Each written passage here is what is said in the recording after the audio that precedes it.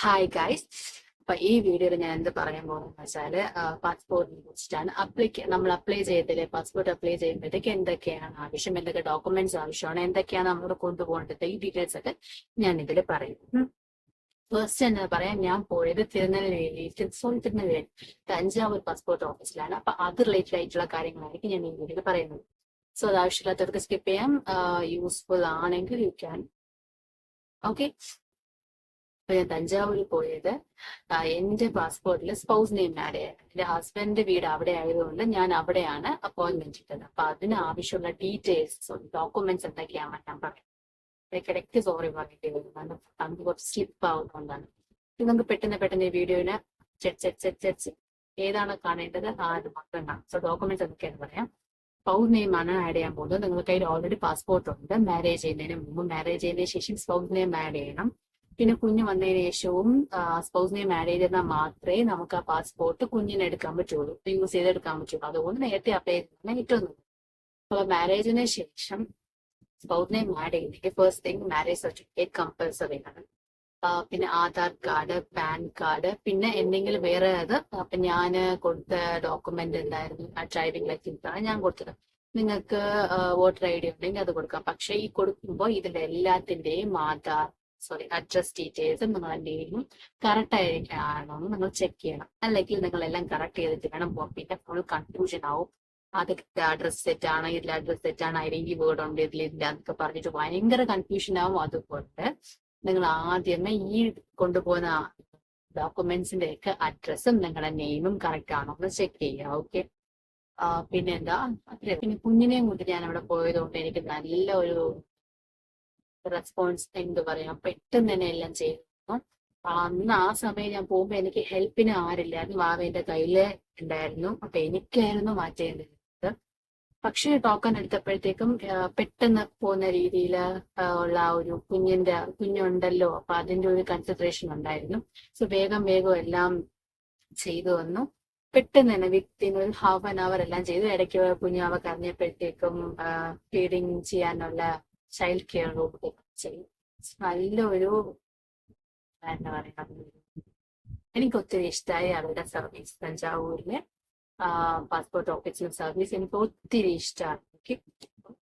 ഇതിൽ ഞാൻ എന്തൊക്കെ കുറിച്ച് പറഞ്ഞിട്ടുണ്ടെന്ന് വെച്ചാൽ റിന്യൂവലിനെ കുറിച്ച് പറഞ്ഞിട്ടുണ്ട്. ഇനി ന്യൂ പാസ്പോർട്ട് അപ്ലൈ ചെയ്യുന്നവർക്ക് എന്തൊക്കെ ഡോക്യുമെന്റ്സ് വേണമെന്ന് വെച്ചാൽ, പുതിയ പാസ്പോർട്ട് നിങ്ങൾ പഠിച്ചിട്ടുണ്ടെങ്കിൽ ആ മാർക്ക് ഷീറ്റ് ഓർ TC, പിന്നെ ആധാർ, പാൻ കാർഡ്, പിന്നെ വേറെ എന്തെങ്കിലും ഡ്രൈവിംഗ് ലൈസൻസോ എന്തെങ്കിലും ഉണ്ടെങ്കിൽ റേഷൻ കാർഡ് നിങ്ങളെ കയ്യിൽ വെച്ചിട്ട്, പിന്നെ എന്താ വേണ്ടത്, മാരേജ് സർട്ടിഫിക്കറ്റ് കമ്പൽസറി ആയിട്ട് വേണം. നിങ്ങൾ മാരീഡ് ആണെങ്കിൽ, അൺമാരീഡ് അല്ല, ഇപ്പൊ സ്റ്റുഡൻസിനാണ് എടുക്കുന്നതെങ്കിൽ സ്കൂളിലെ TCയും മാർക്ക് ഷീറ്റും ഒക്കെ ആവശ്യമാണ്. മേ ബി ID ആവശ്യം വരും, സ്കൂൾ ID ആവശ്യം വരുമായിരിക്കാം. എനിക്ക് അതിനെ കുറിച്ചുള്ള ഡീറ്റെയിൽസ് അറിയും. ഞാൻ വലിയ ആൾക്കാരെ കുറിച്ചാണ് പറയുന്നത്. ഈ ന്യൂ പാസ്പോർട്ടിന്റെ കാര്യം ഞാൻ എങ്ങനെ മനസ്സിലാക്കിയെന്ന് വെച്ചാല്, എന്റെ വീട്ടിൽ അനിയത്തിക്കും അമ്മയ്ക്കും എടുക്കാൻ പോയപ്പോഴും അങ്ങനെയാണ് ഡീറ്റെയിൽസ് ഒക്കെ മനസ്സിലാക്കിയത്. അനിയത്തിക്കാണെങ്കിൽ ഈസി പ്രൊസീജിയർ ആയിരുന്നു. അവൾ മാരീഡ് അല്ലായിരുന്നു. അതുകൊണ്ട് തന്നെ ബാക്കി ഞാൻ പറഞ്ഞ ഈ ഡോക്യുമെന്റ്സ് ഒക്കെ ആയിരുന്നു സബ്മിറ്റ് ചെയ്ത് സക്സസ് ആയി. ഓക്കെ. പക്ഷെ അമ്മയ്ക്ക് പോയപ്പോഴത്തേക്ക് ഇഷ്യൂസ് ഉണ്ട്. എന്തൊക്കെയാന്ന് വെച്ചിട്ട്, മാരേജ് സർട്ടിഫിക്കറ്റ് സബ്മിറ്റ് ചെയ്യാൻ പറ്റിയില്ല. കാരണം അത് പണ്ടത്തെ ആൾക്കാർക്ക് മാരേജ് സർട്ടിഫിക്കറ്റ് ഇല്ലല്ലോ. അങ്ങനെ മാരേജ് സർട്ടിഫിക്കറ്റ് സബ്മിറ്റ് ചെയ്യാൻ പറ്റാത്തത് കൊണ്ട് അപ്പൊ അവർ J-ഫോം ഫില്ല് ചെയ്യാൻ പറഞ്ഞു. അപ്പൊ J-ഫോം ഫില്ല് ചെയ്യുകയാണെങ്കിൽ അച്ഛനും അമ്മയും ചേർന്നിരിക്കുന്ന ഫോട്ടോയും അച്ഛന്റെ സിഗ്നേച്ചറും, അപ്പൊ അച്ഛനും നാട്ടിലൂടെ. അപ്പൊ അങ്ങനെ ഒരു സംഭവം ഇവിടെ പറഞ്ഞു. അപ്പൊ അവര് പറഞ്ഞു ഈ ആപ്ലിക്കേഷൻ ഹോൾഡിൽ വെച്ചിരിക്കുകയാണ്, നിങ്ങൾക്ക് എപ്പോഴാണ് ഹസ്ബൻഡ് നാട്ടിൽ വരുന്നത് അപ്പൊ വന്ന് ചേർന്നിരുന്ന ഫോട്ടോ എടുത്ത് സിഗ്നേച്ചറും ആ ഫോമിൽ ഇട്ടിട്ട് കൊണ്ടുവരികയാണെങ്കിൽ ആപ്ലിക്കേഷൻ ഫർദർ പ്രൊസീഡ് ചെയ്യും എന്ന് പറഞ്ഞു. അപ്പൊ അങ്ങനെ ഒരു സംഭവം ഉണ്ട്. പിന്നെ ഇനിഷ്യൽ, നിങ്ങൾക്ക് 2 ഇനിഷ്യൽ ആണെങ്കിൽ അവിടുന്ന് ഡിക്ലറേഷൻ ഫോം ആണ്. കുഞ്ഞിനും പോയപ്പോൾ ആ രീതിയിൽ ഞാൻ വേറെ വിളിക്കുന്നത്. അപ്പം 2 ഇനിഷ്യൽ ഉണ്ടെങ്കിൽ ഡിക്ലറേഷൻ ഫോം ഇവിടെ തന്നെ ഗൂഗിളിൽ തന്നെ കിട്ടും. അപ്പൊ നിങ്ങൾക്ക് അത് വാങ്ങി ചിലത് അവർ ഫില്ല് ചെയ്യും, അല്ലെങ്കിൽ നമുക്കത് ഫില്ല് ചെയ്ത് കൊടുക്കാം. അതേ കാര്യമൊന്നുമില്ല. നമ്മുടെ ലാസ്റ്റ് 2 ഇനിഷ്യൽ ഉണ്ടെങ്കിൽ ആ 2 ഇനിഷ്യൽ ആരാണ്, ഇപ്പൊ എനിക്ക് RP ആവുമ്പോൾ RP, പ്രഭ, അതുപോലെ നിങ്ങൾ എഴുതി കൊടുക്കേണ്ടി വരും. സോ അതൊരു വലിയ കാര്യമൊന്നും. ഇനി അവിടെ പോകേണ്ട പ്രൊസീജിയേഴ്സ് എന്തൊക്കെയാണെന്ന് പറയാം. ഞാൻ അപ്ലൈ ചെയ്യുമ്പോൾ നിങ്ങൾക്ക് ടൈമിങ്ങും ഡേറ്റും ടൈമിങ്ങും ഒക്കെ കിട്ടും. സോ ആ ടൈമിന് 30 മിനിറ്റ്സ് നിങ്ങൾ അവിടെ പോവുക.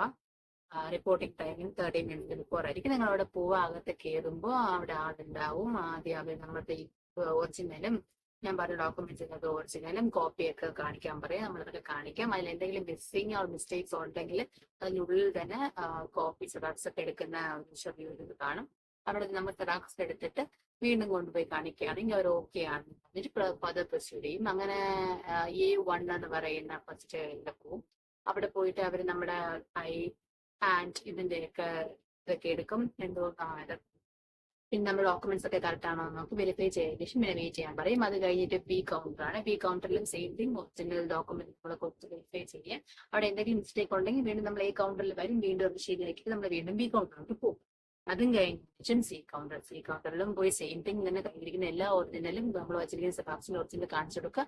ഓക്കെ ആണെങ്കിൽ അവർ ഓക്കെ പറയും. അത് കഴിഞ്ഞിട്ട് ചില ആൾക്കാരാണെങ്കിൽ അവിടുത്തെ മെയിൻ ഓഫീസറിനെ കാണേണ്ടി വരും. ചിലർക്ക് കണ്ടിട്ട് പറ്റില്ല. അതും കൂടെ കഴിയുമ്പോഴത്തേക്കും തീർന്നു എക്സിറ്റ് ചെയ്യുന്നു. പക്ഷെ ഇതിനൊക്കെ വെയിറ്റ് ചെയ്ത് കുറെ ടൈം ആവും മാറിക്കാ നോർമൽ വെച്ച ആൾക്കാർക്ക്. കുഞ്ഞു പിള്ളേരെ കൊണ്ട് പോകുകയാണെങ്കിൽ സംഭവം ഈസിയാ പോവാ. പക്ഷെ കുഞ്ഞു കരയാതെ ഞങ്ങൾ ലക്ഷ്യം.